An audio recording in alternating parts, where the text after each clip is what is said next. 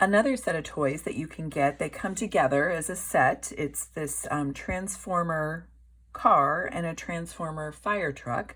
The Transformer car does not require you to push a button on the remote for it to recognize the voice output. It does respond to computer voices. The fire truck requires you to hold the button down on the remote control, but a peer could be doing that, so it's a great kind of engaging activity. They both have the same commands. I'm going to touch the car. Race car.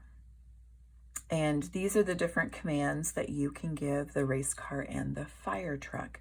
The video of these, I'm just doing voice commands with my own voice, but you'll get a chance to see how fun and motivating this act for a student using Switch Access and learning to do something that's fun and purposeful and meaningful. Forward. Stop. Transform.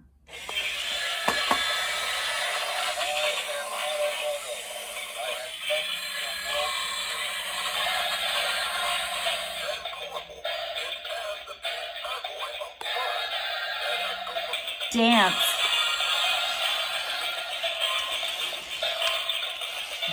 Dance.